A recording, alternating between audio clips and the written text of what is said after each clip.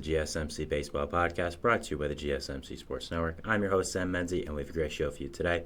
First topic we'll be going over is the Wilson Contreras injury for the St. Louis Cardinals and how it will affect them. After that, we'll be going over the Cubs getting Cody Bellinger and soon Seiya Suzuki back and the impact that'll have on their team. Then we'll be talking about the Yankees and Astros game, how high scoring it was, and just the impacts, short and long term, it will have on both teams. And finally, going over my personal ranking of how interesting each division race is. Saw this article on OB.com, and I thought it was a pretty good topic, and I wanted to go over it. So before we do all that, I would like to ask you, though, to please like and follow the show. We do get a number of questions from viewers, so to ensure this question does get read on the air, please use the link, gsmcpodcast.net. It really does help the show, and it really does mean a lot, so thank you so much for that. And let's get back into the show today. All right, so first topic we'll be covering is, as I went over, Wilson Contreras, the starting, I'd say, superstar catcher for the St. Louis Cardinals. Superstar's probably going a little far. I'd say star catcher for the St. Louis Cardinals is going to be out 6 to 8 weeks with a fractured arm. And this was news that happened last night during the Mets game when Mets DH JD Martinez accidentally swung his bat right into Contreras' arm. I was watching the game. It was really rough. It was not a pretty sight to see. JD Martinez said he couldn't feel it, so just a really unfortunate situation altogether, to be perfectly honest. Obviously not something Martinez is looking to do, not something with malicious intent. It's just kind of a freak accident that happened. So I think the impact for this Cardinals team that this injury will have is honestly pretty huge. The thing about the Cardinals has been these last few years, how good their hitting core is. I even mentioned at the start of the season, my shows leading up to the season, how much that, even though I didn't like this Cardinals team going into the year, I didn't think they would be very good. I didn't think they would make playoffs. The offensive core was still really, really good. And honestly, it hasn't been. And that's been one of the biggest shockers for me this entire season. You look at their hitting stats right now, you look at the players who have gotten the most amount of plate appearance for them. First of all, you look at the guy who has gotten the most, which is Brendan Donovan. He's done pretty mediocre, 96 WRC plus, well below average. This is a guy that usually is a really quality, solid, consistent hitter for the Cardinals, and he's just not hitting. He's also a guy that can move around a lot and is very valuable for the Cardinals. As you can see, does have the most at-bats on the team. Plate appearances, actually, not at-bats. So I think that, if he's not hitting that well, that's another thing. Then you go to Nolan Arenado, who actually has brought it up these past few weeks. Started off really poorly, but does have a 116 now. So obviously he's doing really well, has 1.2 WAR, doing very good. But then third on the list is the one where it really gets tough.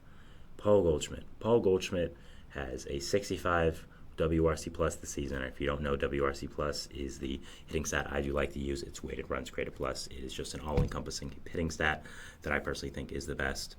100 is league average, so it's very simple in that way. So if you're under 100, you're under league average. If you're above 100, you're above league average, obviously. So a 65 is obviously not good, not where you want to be, especially for a player like Paul Goldschmidt. And it's not even that he just has the 65. He's looked like it. You look at his at-bats yesterday in the Mets game, he looked pretty bad. He struck out on a pitch that was almost 5 feet out of the zone from Adam Ottavino. So I think Goldschmidt being this bad so far with the Cardinals,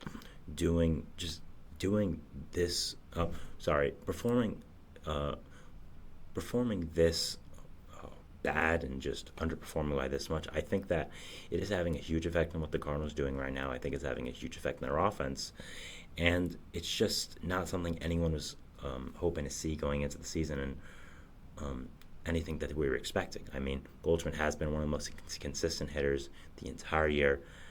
Not the entire year, his entire career really.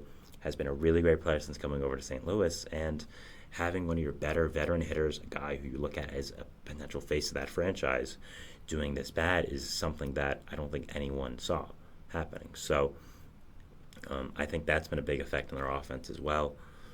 I was a proponent of, obviously I didn't have the show at this time, but just being a baseball fan, I was a big proponent of trading Goldschmidt at last year's deadline. I thought it made a lot of sense for the Cardinals.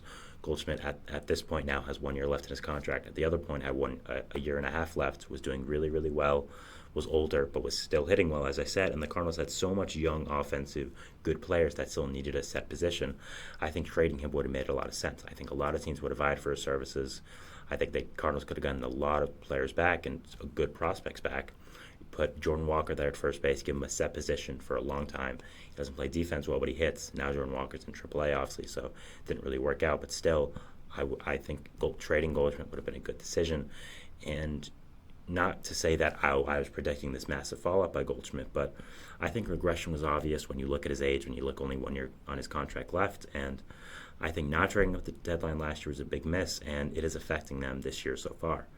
So you look at Goldschmidt right now, how awful he's doing. Could this be the end of his career? We'll have to see. But this isn't a segment about Goldschmidt, but I did want to just give that little anecdote there. I thought it was just really interesting how he's done this season, how poor he's done, and just how unfortunate his season has gone so far. I mean, fourth on the list for plate appearances for the Cardinals, we have, of course, the guy. The segment is based on Wilson Contreras.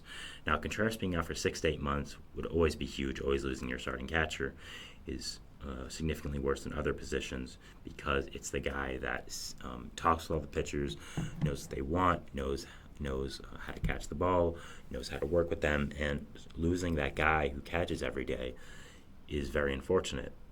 You look at his hitting stats as well. He's been one of the best hitters in baseball this season. I apologize about that. If you watch the show, you know that happens at least once every show. Just unfortunate, and just does. For Contreras, a 171 weighted runs created plus, really, really good. Obviously, 71% above average, basically, doing incredibly well.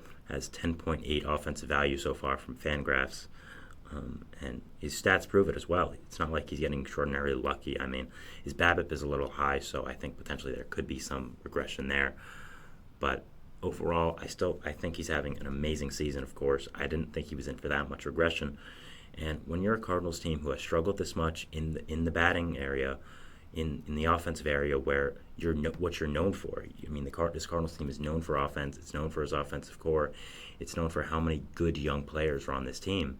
When you're struggling this much, and you have Contreras, who's been doing really well, one of the only guys really living up to his standard and his name and how good he's done in the past, getting hurt and being out for 6 to 8 months, 6 to 8 weeks, not months. That's just really, really unfortunate, and that's just something that really does kill a team.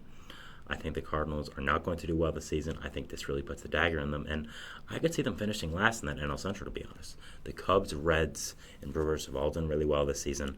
The Pirates have done not bad, and if the Cardinals finish last again, I would not be surprised. So I think that losing Contreras is a really big impact on the Cardinals and something that is just really, really unfortunate for them. Going down this list as well, you have Nolan Gorman, who's been horrible this season as well. Lars Nootbaar, who's underperformed a lot. Alec Burleson, who's just been okay. Jordan Walker got sent down to AAA. Victor Scott, whose weighted runs created plus is in the negative. Brandon Crawford, who's been mediocre. So there's just so much mediocre talent on this team right now. So many players underperforming that it's looking real bad. And when you lose the one player who has been doing really well, living up to his contract, living up to his pedigree, losing him for this amount of time really does hurt, and I think could be the kill shot for this team. I think they could look to be sellers at the deadline, and I'm watching some of these players see if they do move them. Now, the thing about the Cardinals that's so interesting has been, as I said, the last few years, it hasn't been the hitting. It's been the pitching, and really it still is the pitching. But the fact that your real one strong suit, the hitting, and how much young hitters that are really, really good on your team is underperforming, it's kind of crazy. And you now have your pitching kind of being better than your hitting, which nobody expected this year. You signed some guys in the offseason, some worked out, some didn't. And you look at this pitching right now, you look at the guys with a significant amount of games started. First of all, you have Miles Michaelis, who has been horrible in ERA, almost at above 6 here, doing horrible. I don't know why he's still on a Major League roster, still on this team. I don't know why they gave him that extension a few years ago. He's been so bad. Lance Lynn, who I criticized signing at the time, has not been bad, honestly. His ERA is 3.28. It looks like he's going to regress a little bit with the peripheral stats and the underlying stats, but I don't think it'll be that bad, and I still think he should finish as a decent guy who eats innings pretty well, so I'm honestly not mad about that signing. I was a little bit before. I thought it was a bad move, but hey, he hasn't been that horrible, so there's a lot worse players you could have in your team than Lance Lynn. Kyle Gibson, he's also not been bad, a 3.68 ERA, but again, looking for some regression there. But like Lance Lynn, shouldn't be that huge. You have Steven Matz as well.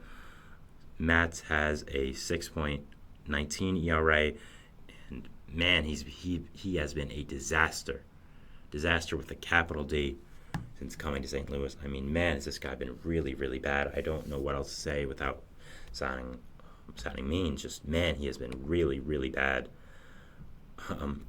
This contract's just been a disaster. I don't know what the Cardinals were thinking signing him. I don't know why Steve Cohen and the Mets got all in arms that they weren't able to sign Matz with how horrible he's been. I don't think there was really any way of him being a significant player for this team, so I don't know why people got mad or why he had so many people trying to line up to sign him. I mean, after this as well, you have Sonny Gray for the Cardinals, who's been extraordinary, an ERA under 1 in the 5 starts he's had for St. Louis. This really has been the guy that they've been missing for a long time, I believe. A true ace like Gray, finished high in Cy Young voting last year. I would say is one of the 10 best pitchers in baseball. Could even go a little higher if you want. I wouldn't be mad about that. So I think that overall the issue this year for the Cardinals isn't the pitching, which is crazy. It's the underperformance with the hitting core. How many players that are so good that are just not performing to their standards, and losing your guy in Willson Contreras, who's been one of the best hitters in baseball, who's done really, really well. Losing him for this amount of time when your team is struggling like this is really, really tough. And it's not looking so good for the Cardinals right now. The outlook for them is not good, especially in this NL Central where you have teams that I'd say at least 3 teams that are better, maybe even 4. You have the Cubs, who I'd say are definitely better. The Brewers, who are definitely better. They've surprised me, but they've been definitely better this year, and I think they've proven it. The Reds are definitely better, I'd say. I think those 3 teams, again, are all definitely better, and I think are better by a good margin. Also, the Pirates could be better. We'll have to see how they progress with their young team and their young core, but it's not looking good for the Cardinals right now. This team does not really have that great of a future. If I'm them, I'm blowing it up. I'm trying to see what I can get for these older guys.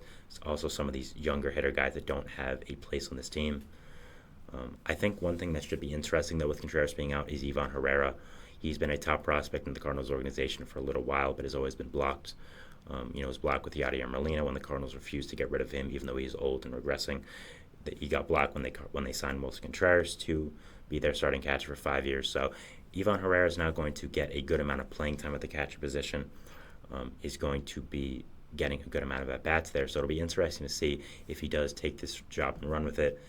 If he does prove to the Cardinals that he can be an everyday player, and if that does happen, I'm interested to see if they do trade him for some pitching, like I said they could before with their hitting core, or trade him for something else. If they would trade Contreras or move Contreras to a different position, move Herrera to a different position, or they would just keep the 2 guys platooning as, catcher. You do get a good amount of off days because there's so much physical pressure there. So that should be something that's really interesting as well to me. But yeah, really unfortunate situation last night for the Cardinals, losing Contreras for this amount of time, losing him to a pretty significant injury as well in a fractured arm. So just a really freak injury and something that should not have happened. But, it's baseball and these guys are professional athletes. These things happen. There's nothing really else to say here. So, yeah, just an unfortunate thing. But here's my segment on it, and here's my segment on the Cardinals and just the effect it's going to have. So, yeah. We'll be moving into our second segment here now, which is going to be talking about the Cubs. They're getting some reinforcements back from the injured list. Seiya Suzuki, Cody Bellinger, guys that are big parts of this team and guys that really help them out. Suzuki, you're getting back sooner. Suzuki, you're getting back later, I should say. Bellinger came off recently. So, yeah, we talk about the Cubs and just the guys that are getting back, and we'll see you after the break. So, thanks, and bye. I feel like I'm losing my mind.